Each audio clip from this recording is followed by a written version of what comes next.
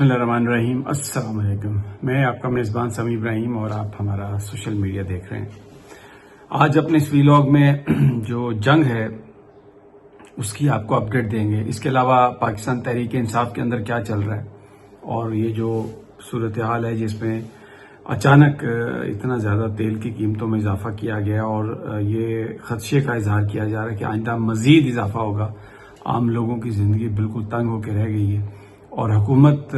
جو اگر چاہتی تو یہ جو تیل کی قیمتوں میں اضافہ کیا گیا اس کو روکا جا سکتا تھا، اس سے بچا جا سکتا تھا اور عوام پر اس کا بوجھ نہیں ڈالنا چاہیے تھا اور یہ ایسا ممکن تھا۔ میں آپ کو اس کی تفصیل بتاؤں گا کہ ایسا کس طرح سے ممکن تھا۔ تحریک انصاف کے اندر کیا چل رہا ہے یہ بھی میں آگے چل کے آپ کو بتاتا ہوں۔ سب سے پہلے جو ایران کے ساتھ جو معاملہ ہے اس پر نظر ڈال لیتے ہیں۔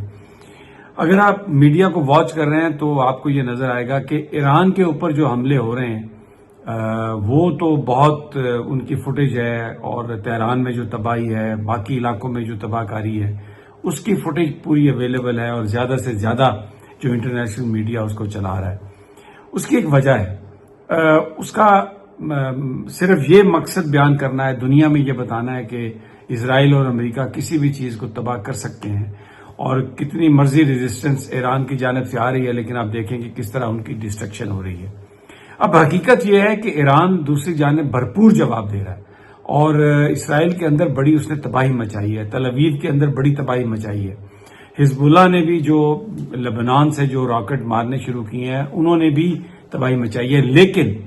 وہ آپ کو نظر نہیں آتی۔ اسرائیل کے اندر ایک انتہائی سخت سینسرشپ ہے اور دو جو سی این این کے جو نمائندے تھے وہ اٹھا لیے گئے وہاں پہ اور مور اور لیس جو امریکن میڈیا ہے وہ اسرائیلی سینسرشپ کو تسلیم کر چکا ہے اور بالکل وہ اس چیز کو رپورٹ نہیں کرتے۔ اس کی کیا وجہ ہے؟ اس کی وجہ یہ ہے کہ وہ دنیا کو یہ نہیں بتانا چاہتے کہ ایران جو امریکہ اور اسرائیل کے خلاف جو مزاحمت کر رہا ہے اس کے بڑے زبردست نتائج نکل رہے ہیں اور باوجود اس کے کہ ایران پر اتنی بمباری کی گئی ہے ان کا حکومتی سٹرکچر انٹیکٹ ہے اور وہ بڑی بہادری سے مقابلہ کر رہا ہے، تاکہ جو لوگ ہیں دنیا کے اندر جو اوپینین ہے جو خوف کی وجہ سے ابھی دبی ہوئی ہے اور عام طور پہ ہر آدمی یہ کہتا ہے کہ امریکہ سے کیا لڑائی ہو سکتی ہے، at the end of the day تو شکست ہونی ہے، لیکن ایرانین ابھی تک اس کو ریزسٹ کر رہے ہیں اور اس متھ کو انہوں نے توڑ دیا ہے کہ امریکہ جو چاہے کر سکے۔ ابھی آپ کو نظر آ رہا ہے کہ امریکی جو انتظامیہ ہے، ٹرمپ ہے، ان پر کس طرح سے بوجھ پڑ رہا ہے۔ 2 دن پہلے انہوں نے اعلان کیا کہ بہت اچھا ہے، کرد جو ہیں وہ اب انہوں نے ایران کے اندر آنا شروع کر دیا ہے، ایڈوانس کر رہے ہیں اور یہ ریجیم چینج کے لیے بہت اچھا ہوگا۔ اب آج ڈونلڈ ٹرمپ یہ کہہ رہا ہے کہ نہیں، یہ بالکل ٹھیک نہیں ہے اور ہم نہیں چاہتے کہ کرد اس لڑائی میں شامل ہوں اور یہ مزید کمپلیکیٹ ہو۔ اور اب یہ کہا جا رہا ہے، ڈونلڈ ٹرمپ یہ باتیں بھی کر رہا ہے کہ شاید بوٹس آن گراؤنڈ، یعنی ہم جو امریکی سولجر ہیں ان کو ہم شاید بھیج دیں ایران کے اندر۔ یہ بھی بہت سارے جو تجزیہ نگار ہیں ان کا یہ کہنا ہے، سیکورٹی ایکسپرٹس کا کہنا ہے کہ یہ گیدڑ بھبکی ہے، یہ ایک ڈرانے کی کوشش ہے۔ اتنی زبردست بمباری کے باوجود اگر جو ایرانین سٹرکچر ہے حکومت کا اس کو نہیں ہلایا جا سکا تو جو اگر امریکی فوجی وہاں پر جانے کی ہمت کرتے ہیں تو یہ ان کے لیے ایک ٹریپ ہوگا جس میں وہ پھنس جائیں گے اور پھر امریکہ کے لیے سوائے ہزیمت اور شکست کے کچھ نہیں رہے گا، کیونکہ امریکہ جو ایرانی عوام ہے وہ مکمل طور پر اپنی اس وقت حکومت کے ساتھ ہے اور بیرونی اگریشن کو ریجیکٹ کرتے ہیں۔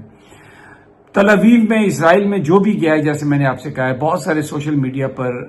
انڈین صحافی اور یوٹیوبرز جو وہاں سے آئے ہیں انہوں نے بتایا کہ 100 فٹ گہرے جو بنکرز ہیں وہاں پر ایرانی میزائل آ کے گرے ہیں اور وہاں پر ہلاکتیں ہوئی ہیں۔ اس کے علاوہ وہاں پر جو یوٹیوبرز ہیں، انفلوئنسر ہیں، جرنلسٹ ہیں دوسری دنیا کے، ان پر اسرائیلی حملہ کرتے ہیں اور عام طور پر وہ اسرائیلی جن کو لبرل سمجھا جاتا ہے وہ بھی حملہ کر رہے ہیں اور کئی جگہوں پر تو میں وہ آپ کو دکھا نہیں سکتا کہ جو ویلاگرز تھے ان کو آ کے باقاعدہ طور پر مارا پیٹا بھی گیا۔ تو اپنی تباہی چھپا کے دنیا کو اسرائیل یہ میسج دے رہا ہے کہ جناب ہم بالکل کسی طرح بھی ہم نے آئرن ڈوم جو ہے وہ ہم نے بنا لیا. یہ میں آپ کو ابھی ایک ویڈیو آپ کو میں دکھا رہا ہوں جس میں آپ دیکھیں کہ جب یہ ایک امریکی چینل کی لائیو کوریج ہو رہی تھی تو اس میں ایک ڈرون گرا آ کے. تو ویسے یہ نہیں دکھاتے لیکن کیونکہ وہ لائیو کوریج تھی تو اس کو اتنی جلدی میں یہ کاٹ نہیں سکے. تو اس کو آپ دیکھیں کہ کس طرح سے وہاں پر معاملہ چل رہے ہیں. تو جو خبریں نہیں آ رہی اسرائیل کے اندر تباہی کی، اس سے جو تاثر دینا چاہ رہا ہے امریکن میڈیا، اسرائیلی میڈیا یا بین الاقوامی جو میڈیا ہے کہ یہ تاثر جائے کہ امریکہ اور اسرائیل فتوحات حاصل کر رہے ہیں. جبکہ دوسری جانب ایران کی تباہی اس لیے دکھائی جا رہی ہے کہ لوگ خوفزدہ ہوں، ڈر جائیں اور وہ کہیں کہ امریکہ کے ساتھ جو مقابلہ ہے وہ ناممکن ہے. تو یہ صورتحال. اچھا، اب اسی طرح کی صورتحال آپ کو پاکستان میں نظر آتی ہے. یہاں پر بھی عمران خان کے حوالے سے کوئی خبر نہیں چھاپی جاتی. جب یہ احتجاج بھی ہوتے ہیں، پورے پاکستان میں احتجاج ہوتے ہیں، ٹکڑیوں میں ہوتے ہیں، تھوڑے لوگ ہوتے ہیں لیکن احتجاج ہوتا ہے، اس کو نہیں دکھایا جاتا. یہ تاثر دینے کے لیے کہ لوگ عمران خان کی اپیل پر یا اس کی جماعت پر احتجاج کرنے کے لیے نہیں آئے. جبکہ اس کے مقابلے میں جو جھوٹی جعلی جو ٹک ٹاکر ویڈیوز ہیں جو مریم نواز بناتی ہے یا جو اور بہت سارے دوسرے اداروں کے لوگ بناتے ہیں، یونیورسٹیوں میں جا کر، نوجوانوں کے سامنے جا کر اور جھوٹے سچے سروے کر کے وہ یہ بتانے کی کوشش کرتے ہیں کہ بالکل عمران خان جو ہے اور اس کی جماعت زیرو ہو گئی ہے. اب ذرا ان کی انٹرنل پالیٹکس کے بارے میں آتے ہیں. ایک گروپ جو ہے تحریک انصاف کے اندر، اس کا یہ کہنا ہے کہ احتجاج نہیں کرنا چاہیے، اور عام تاثر یہ ہے کہ یہ کمپرومائز لوگ ہیں. احتجاج تو کرنا پڑے گا، ہونا بھی چاہیے. اور اس وقت جو صورتحال ہے، 55 روپے پر لیٹر انہوں نے تیل میں اضافہ کر دیا ہے. میں نے جب یہ آغاز میں کہا تھا کہ اس سے بچا جا سکتا تھا تو اس کی وجہ یہ تھی کہ پاکستان پیٹرول جو خرید رہا ہے وہ خرید کے جو لوگوں میں جب وہ دیتا ہے تو اس کے اوپر 100 روپیہ پر لیٹر سرکاری ٹیکس ہے. اب اگر بین الاقوامی طور پر اگر تیل کی قیمت بڑھ بھی گئی ہے تو اگر آپ نے 50 روپے بڑھانی ہے قیمت یہاں پر، تو آپ قیمت میں 50 جو لیوی ہے آپ کی 100 روپے، اگر آپ اس کو 50 روپے کم کر دیں تو تیل کی قیمت میں اضافہ اس میں ابزارب ہو سکتا تھا، لوگوں پر اس کا بوجھ نہیں آنا تھا. لیکن کیونکہ یہ حکومت عوام کو آنسریبل نہیں ہے، لوگوں کو جواب دہ نہیں ہے، ان کو پتا ہے ووٹ سے ہم آئے نہیں، ووٹ سے دوبارہ بھی ان کو کوئی وہ نہیں ہے دلچسپی، یہ سمجھتے ہیں کہ اسی طریقے سے ہم دوبارہ بھی حکومت میں آ جائیں گے. تو انہوں نے عوام پر بوجھ ڈالا ہے اور پیٹرول کی قیمت کم نہیں کی. مہنگائی شدید ہے، لوگ تنگ ہیں. اور عید کے بعد جو پی ٹی آئی کی جن لیڈروں سے میری بات ہوئی ہے ان کا یہ کہنا ہے کہ سرپرائز ہوگا حکومت کے لیے، ہم بالکل احتجاج کریں گے، نکلیں گے باہر، مہنگائی کے ایشو پر نکلیں گے، عمران خان کے ایشو پر نکلیں گے،